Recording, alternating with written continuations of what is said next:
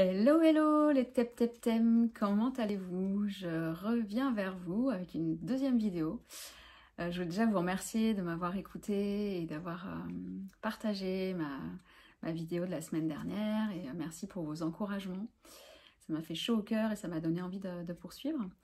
Je pensais du coup que ça serait facile pour moi en fait de faire une deuxième vidéo et je m'aperçois que c'est pas du tout plus facile. Mais je me lance. Donc comme je vous l'expliquais la semaine dernière, je suis Maud Madru, je suis une énergéticienne, numérologue, je suis complètement passionnée des chiffres et de leur symbolique. Je travaille notamment avec le tarot de Marseille. Je monte des thèmes en numérologie et des référentiels de naissance. Et depuis 6 mois sur ma page Facebook, j'écris en fait les énergies de la semaine. Et la semaine dernière, je me suis dit, bah tiens, essaye, lance-toi par vidéo et essaye de partager ta passion au plus grand nombre en vidéo. Du coup, cette semaine, la semaine du 12 au 18 avril, après une semaine 19, donc comme je vous avais expliqué la semaine dernière, on était en semaine 19. 19, c'était le soleil, c'était la joie, c'était le partage, c'était l'enfant intérieur. Donc déjà, j'espère que vous avez bien vécu cette semaine. Si ce n'est pas le cas, n'hésitez pas à me contacter pour qu'on voit ensemble comment on peut faire travailler votre enfant intérieur pour qu'il retrouve sa joie, etc. De mon côté, ça a été une superbe semaine puisque j'ai lancé cette chaîne et que du coup, j'ai vraiment partagé avec toutes les personnes qui m'entourent. Donc j'ai reçu beaucoup de chaleur, beaucoup de soleil. Le soleil, ça pouvait être aussi... parce qu'en fait, on dit que chaque arcane a un côté positif et un côté négatif. Du coup, qui dit trop de soleil, dit surchauffe. Donc la semaine dernière, il est aussi possible que vous ayez eu l'impression d'être dans du trop, par exemple. Moi, je sais que ça a pu être mon cas, c'est-à-dire que le vendredi, à un moment donné, mon corps m'a dit stop, maintenant ça suffit, tu as trop travaillé, tu te poses et tu fais autre chose. Voilà. Donc voilà pour la semaine 19 et du coup cette semaine on passe à la semaine 20. Donc, je vous montre cette carte. Donc, je ne sais pas comment vous ressentez cette carte, ce que vous voyez sur cette carte, comment elle vous parle. Donc le 20 c'est le jugement comme c'est indiqué au bas de la carte. On peut voir qu'il y a des petits anges là qui chantent, des hommes en bas qui prient.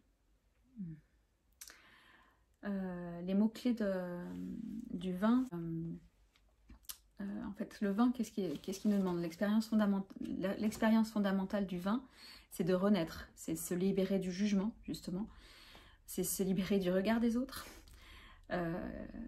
C'est sûrement ce qui est difficile pour moi dans cette vidéo. C'est aussi de se libérer de la culpabilité.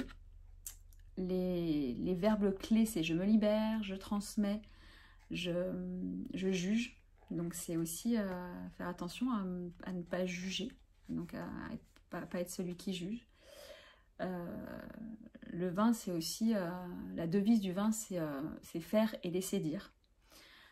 En gros, c'est le chien aboie, la caravane passe. Donc en gros, être au-dessus de tout ça. Donc voilà ce qui va nous être demandé de travailler en cette semaine 20. Sachant que cette semaine 20, elle intervient dans une année 21, donc comme j'ai pu vous l'expliquer, avec une nouvelle lune qui porte aussi les énergies du 21, donc de cette carte. Donc le 21, c'est le monde, et qui dit nouvelle lune, dit noir, donc on peut être on peut avoir des peurs qui remontent, on peut être un peu sur la défensive, mais la nouvelle lune, c'est aussi un moment où on prend des décisions. C'est un moment où il faut faire confiance au champ des possibles. Et donc, la nouvelle lune du 12 avril, donc on est en train de vivre, qui du coup, les influences, elles sont aussi bien... l'influence, elle dure 2 ou 3 jours avant et 2 ou 3 jours après le 12 avril, du coup. Et ça porte ce 21, sachant que nous sommes aussi dans une année 2 fois 21. Donc, comme 2 fois cette carte. Et cet arcane nous enseigne? En fait, déjà, il faut savoir que c'est le 21e arcane sur 22 dans le tarot de Marseille. Donc sur le chemin du battleur, on arrive à la fin du chemin. Et après le battleur va recommencer le chemin, parce qu'en fait c'est infini tout ça, l'histoire des cycles, etc. En tout cas sur cette carte, on voit bien que le battleur il est nu, donc il n'a plus rien. Il est aussi entouré dans une couronne de laurier qui symbolise la liberté. On peut dire que le battleur, il est là au centre du monde. On peut voir aussi, on peut dire qu'il est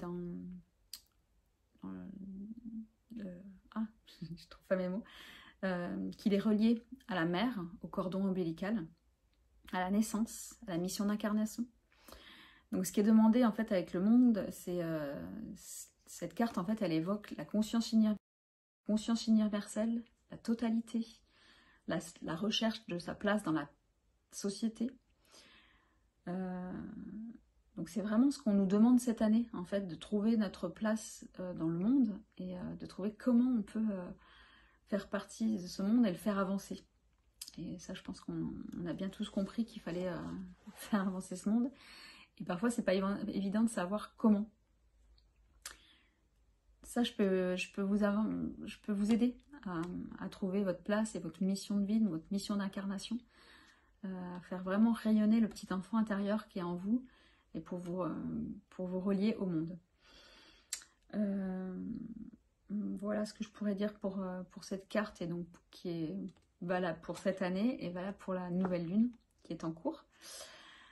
Et tout ça intervient aussi, comme je vous l'avais dit la semaine dernière, dans un mois 9. Le 9, c'est l'ermite. Donc c'est cette carte. L'ermite, on dit que c'est un sage qui nous éclaire avec sa lanterne. On voit son bâton de pèlerin. Donc il avance sur le chemin. En plus, il va vers la droite, donc vers le futur. Ce qui est important à retenir dans l'ermite aussi, c'est sa devise qui est lentement, mais sûrement. Donc en gros, ce mois, le mois que l'on est en train de vivre, on nous demande d'être dans la lenteur et d'avancer. En fait, on a l'impression qu'on est dans la lenteur, puisqu'on est même ralenti par le Covid, par le nouveau confinement. Mais qui dit lenteur ne dit pas forcément qu'on ne va pas y arriver, en fait. Au contraire, c'est lentement, mais sûrement. Donc voilà ce qu'on nous demande ce mois-ci, c'est de faire des bilans, d'introspecter, de rentrer à l'intérieur de soi pour trouver vraiment sa singularité et donc ce qu'on peut apporter à ce monde.